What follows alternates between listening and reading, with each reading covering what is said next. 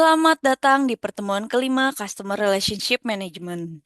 Jadi nanti kakak-kakak yang di pertemuan pertama udah lihat bukunya, itu ada di bab 7 dan bab 8. Customer Service Support dan Manajemen Data Pelanggan. Nah, pentingnya layanan pelanggan itu membangun kepercayaan dan mempertahankan pelanggan. Layanan pelanggan adalah fondasi bisnis yang sukses. Jadi memang sangat penting ya di situ. Untuk customer service dalam customer relationship management sendiri, itu terintegrasi teknologi untuk manajemen layanan yang efektif.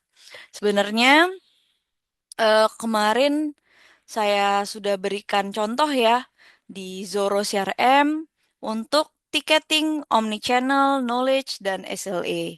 Sales untuk dimana kalau misalkan ada keluhan dari customer gitu, itu selalu ada numberingnya. Jadi spesifik customer, misalkan number ini untuk kode produk ini gitu ya, atau nomor ini untuk kode di jam berapa. Jadi memang secara spesifik kalau kita sudah besar itu perlu ada namanya kode mungkin customer nomor sekian, number sekian itu ada memperlihatkan jam berapa mungkin produksinya, terus kemudian tanggal berapa dan atau misalkan kalau jasa itu mereka datang jam berapa, kemudian mereka dilakukan treatmentnya jam berapa. Jadi memang ada nomor tiket sendiri untuk mereka yang kita udah langsung bisa search, oh customer number segini ada keluhan tentang apa. Kalau misalkan keluhannya ini jelek atau apa gitu ya, itu bisa langsung kita cari gitu ya. Karena memang ada-ada aja lah kalau di customer sendiri permintaannya. Omnichannel itu sebenarnya ada integrasi berbagai platform komunikasi. Nah, mungkin kalau kakak-kakak lihat sekarang udah banyak bahkan pemerintahan atau mungkin kakak-kakak lihat dari segi perusahaan-perusahaan besar itu memiliki berbagai platform atau bahkan sekarang udah mulai perusahaan yang mungkin kalau kita lihat namanya FMCG ya, Fast Moving Good Service itu adalah untuk save good itu untuk eh, apa ya untuk makanan sehari-hari yang kakak makan terus packaging ya itu memang udah masuknya ke kebutuhan sehari-hari memang lebih cepat untuk meningkatkan bagaimana nih cara mereka menjual lagi di platform yang baru bahkan sekarang lebih murah ya kalau beli online dari pabriknya langsung. Nah, kemudian ada knowledge. Nah, itu biasanya ada solusi untuk pelanggan. Biasanya FAQ, frequently asked question. Jadi mana aja nih pelanggan pengen nanya apa, misalnya pengembalian dana, pengembalian produk, atau mungkin untuk reimburse dan lain-lain. Itu biasanya ada di FAQ, di suatu aplikasi tertentu. Nah, misalkan kalau kakak lihat ada Shopee, ada Tokopedia gitu-gitu ya. Nah, itu ada pasti ada layanan untuk pertanyaan atau bisa kita bilang customer service-nya atau kalau misalkan kita lihat itu FAQ. Jadi FAQ ya. Jadi istilahnya frequently asked question. Nah, di situ kita bisa tanya mereka search oh nih jawabannya ini mereka udah detailin agar lebih mudah. Nah, kemudian ada SLA, memantau waktu penyelesaian tiket. Jadi, em, kapan tiket itu udah eh, oke atau berapa lama sih dari keluhan itu, misalkan udah bertahun-tahun tapi kok belum selesai-selesai. Nah, itu kita harus tanyakan agar si customer tidak kecewa. Biasanya kita ada target waktu penyelesaian itu 24 jam. Kalau memang butuh cepat. Atau misalkan 3 kali 24 jam. Kalau kita lihat di e-commerce dan lain-lainnya. Nah, di sini memang ada case-case tertentu ya untuk tiketing, omnichannel gitu ya. Omnichannel tuh semacam nanti koneksi dari semuanya akan jadi satukan dari customer relationship management gitu ya. Tadi saya udah jelaskan. Knowledge base juga yang tadi ya FAQ, kemudian SLA tracking. Jadi udah oke dari tiketing yang ada dari komplain itu udah selesai apa belum? Kalau belum ya kita harus masuk kemana. Nah dari situ ada case escalation. Jadi di mana ada isu yang harus kita dari komplain ini mungkin nggak bisa nih kita selesaikan sendiri gitu ya. Biasanya kita masuk transfer ke si expertnya tersendiri. Mungkin yang memang fokus pada eh, perkiraan untuk oh nih kita nggak mampu nih untuk menyelesaikan ini. Mungkin kita pakai konsultan atau misalkan kita em, pakai tenaga ahli gitu ya. Saya seperti itu. Dan ada customer feedback. Jadi gimana sih dari feedback kita, dari komplainan kita udah oke belum? Misalkan ada kekurangan enggak? Nah, dari customer feedback itu sebenarnya bisa masuk case-case-nya ini buat improvement kita lagi ke depan. Misalkan kalau terlalu lama kan berarti udah harus sampai expert misalkan atau kita harus belajar gimana caranya untuk ketika ada masalah tersebut kita bisa menyelesaikannya lebih cepat. Nggak seperti kita transfer lagi ke tenaga ahli atau mungkin ke konsultan gitu. Nah, evolusi layanan pelanggan dari reaktif ke proaktif. Jadi, kalau reaktif kan istilahnya nunggu si customer untuk menghubungi gitu ya. Kalau ada masalah, ya udah diem aja lah kalau customer nggak bawel, nggak rese gitu ya. Atau yang proaktif gitu ya, sebagai customer service menanyakan gimana Kak layanan kita? Apakah sudah baik? Kakak puas dengan layanan kita? Misalkan seperti itu. Apakah puas dengan produk kita? Silakan Kak kalau misalkan ada masukan bagi kita ke depannya gitu seperti itu. Jadi lebih aktif aja untuk si pelanggan memberikan apa sih yang harus kita ke depannya atau mungkin ada yang kurang dari kita apa, apakah pelanggan itu puas apa tidak. Nah, itu sebagai layanan proaktif. Nah, sebenarnya ini maaf ya guys seperti ini, tapi ini kita bisa lihat dari tren self service dalam layanan pelanggan. Jadi untuk meningkatkan eh, dan pelanggan itu tuntutan pelanggan itu kita butuh yang cepat. Jadi kalau misalkan dituntut pelanggan biasanya 24/7 ya atau 24 jam kita buka harusnya ada aplikasi AI atau chatbot untuk CS yang CS kan biasanya kerjanya di jam kerja ya.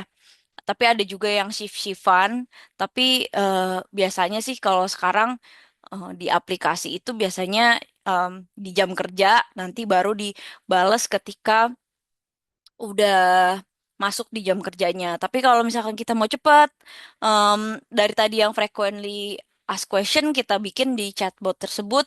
Jadi kalau ada yang mau nanya bisa kita jawab dengan cepat memudahkan untuk pengalaman pelanggan ketika mereka minta bantuan. Nah, dari situ sebenarnya kita ada perhitungan, ada kecepatan respon pertama pelanggan, ada resolusi gitu ya, ada juga CSAT dan NPS. Jadi ada kemungkinan untuk rekomendasi dari pelanggan sendiri. Kemudian ada rating kepuasan pelanggan secara keseluruhan, customer service, eh, apa ya, target gitu kalau nggak salah, resolution dan FRT. Nanti kita lihat ya perhitungannya. Nah, di situ adanya loyalitas. Jadi CRM ini adalah alat penting dalam membangun loyalitas pelanggan dengan memberikan staf informasi lengkap mengenai pelayanan, terus pelanggannya seperti apa, apa yang cepat atau memang lebih personal. Jadi sehingga mencegah pelanggan pergi lewat pintu belakang. Jadi cara jalur yang cepat. Jadi gimana kita pelanggan nggak ke pintu eksis ya udah nggak mau pakai kamu lagi gitu misalkan udah nggak mau lagi pakai produk ini atau udah nggak mau lagi pakai jasa ini itu jangan sampai pindah ke kompetitor kita. Nah, untuk manajemen data pelanggan sendiri gitu ya. Mengapa sih data pelanggan itu penting ya? Pasti kan kita eh, perlu ya karena memang kalau udah ada pelanggan itu bahan bakar utama kita. Makanya kalau kakak-kakak lihat kan banyak ya memang sekarang big data gitu ya. Nah, itu memang data pelanggan itu sangat-sangat penting karena kita bisa maintain mereka itu kita mau personalisasi gitu. Mungkin ada permintaan khusus gitu yang semakin akurat. Jadi strategi bisnis kita tidak akan mencapai tujuan yang diinginkan kalau bahan bakar utamanya ini nggak ada, atau si data pelanggannya itu. Nah, apa sih itu single customer view gitu ya?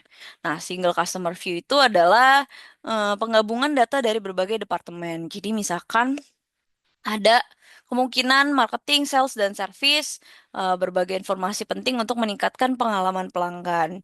Jadi kita gabung tuh dari salesnya seperti apa, kira-kira dari sales kan lebih di lapangan ya.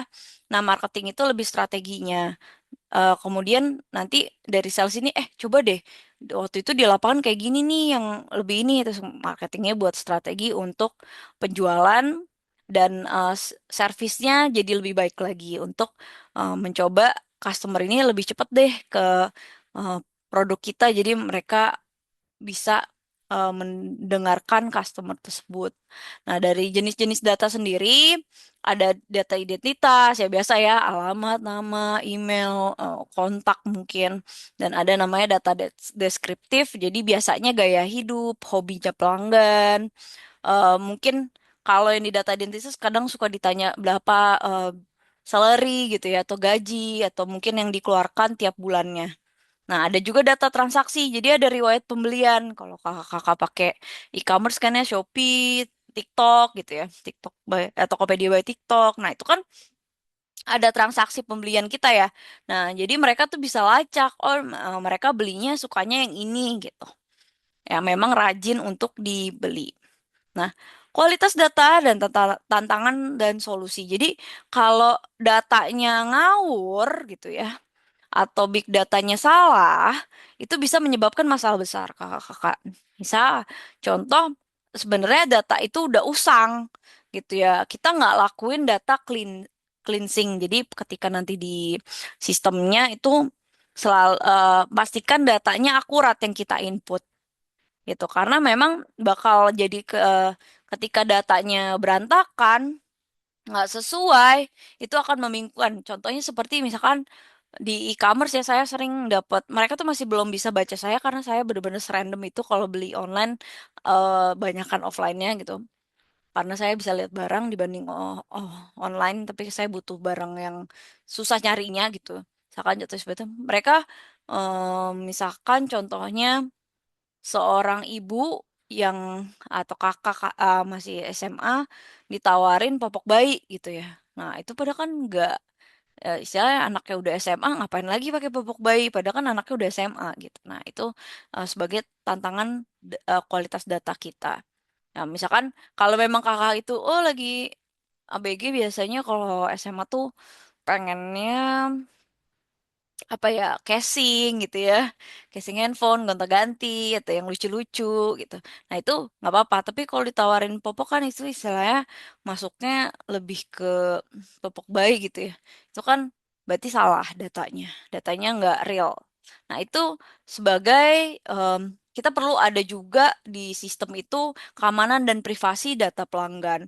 Walaupun kita kelola ya, pasti kita dapat tuh data-data pelanggan, tapi concern banget dan hati-hati banget jangan sampai privasi pelanggan ini em, atau pelanggan ini ngerasa kita nggak kelola data dengan aman. Nah, contohnya nih ya, saya dari kemarin kayaknya TikTok itu bocor datanya, sehingga mereka itu calling-calling saya buat penipuan. Nah, itu bisa juga data mereka sebenarnya bocor. Jadi untuk meningkatkan kepercayaan itu juga kayak Shopee pun atau Lazada dan lain-lain, itu sebenarnya menurut kita tuh, ini bener nggak sih privasinya atau udah kesebar gitu ya? Eh Bagaimana nih melindungi privasi pelanggan tersebut? Nah, makanya perlu ada integrasi data nanti kita connecting dari sistem, biasanya CRM, ERP, dan analytics.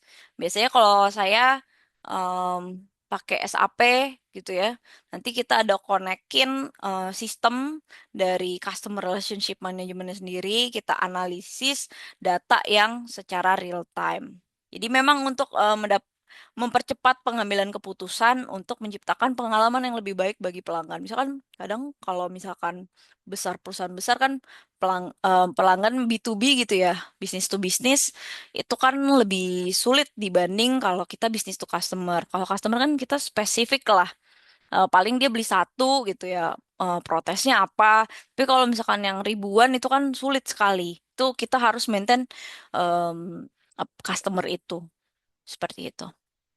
Nah, pentingnya manajemen data pelanggan. Jadi, sebenarnya manajemen data pelanggan itu baik untuk menciptakan fondasi yang kuat. Jadi, kalau kakak-kakak udah asal aja nih input data pelanggannya atau nggak di keep gitu ya dengan baik, nah datanya eh, jadi nggak terintegrasi gitu ya. Jadi perlu ada pengambilan keputusan berdasarkan fakta. Jadi bukan asal input nanti kalau data pelanggan itu. Jadi meningkatkan kepuasan pelanggannya juga dari fakta tersebut lebih meningkat. Nah, ini mungkin checking sendiri ya, bukan tugas kita ada tugas. Cuman coba cek akun e-commerce favorit kakak-kakak nih. Coba apa yang data mereka simpan tentang kakak-kakak. Pastikan informasi tersebut cukup untuk memberikan rekomendasi yang benar-benar sesuai kebutuhan. Jadi memang coba checking aja kira-kira di misalkan Shopee atau Tokopedia atau Lazada dan lain-lain itu kita lihat aja mereka tuh sebenarnya nyimpen untuk rekomendasinya bener nggak sih sesuai kebutuhan kakak-kakak atau mereka asal kirim aja. Coba cek deh. Oke, baik. Terima kasih untuk pertemuan kelima ini. Jadi kakak-kakak bisa mempelajarinya kembali. Jika memang ada yang ingin ditanyakan, bisa hubungi saya. Sebentar, saya mau share juga bukunya kan udah ada ya. Hmm, sebentar, saya udah share bukunya juga. Ada di pertemuan pertama. Jadi bukunya ada di bab 7. Nah, 7 dan 8. Jadi ya, Customer Support Management. Nah, jam dan bab 8. Nah, ini. Tadi Omnichannel Knowledge. SLA itu Service Level Agreement untuk tracking. Nah, FRT nih. First response time, jadi untuk mempercepat respon pertama kali, resolution time, dan customer satisfaction score gitu ya, sama net promoter score. Jadi seberapa besar sih kemungkinan pelanggan ini untuk kebutuhan perusahaan tersendiri. Jadi untuk layanannya. Jadi misalkan survei juga nih untuk eh, customer satisfaction score, terus kemudian ada resolution time. Jadi nanti kakak bisa lihat di buku lebih lengkap sebenarnya. Kalau saya nih secara singkat aja, kakak nanti bisa review lagi kira-kira apa sih yang masih kakak belum pahami. Oke, nanti bisa ke grup WhatsApp nanyakan Bu, ini maksudnya apa atau hmm, tentang mungkin ada yang mau ditanyakan, silakan di forum atau mungkin di forum LMS bisa. Oke Bu, saya mau kayak gini-gini atau mungkin saya mau nanyakan apa atau mungkin kakak mau nanya di grup WhatsApp-nya. Oke, terima kasih banyak. Mungkin sampai di sini untuk pertemuan 5 Customer Relationship Management. Sampai jumpa lagi minggu depan. Ciao.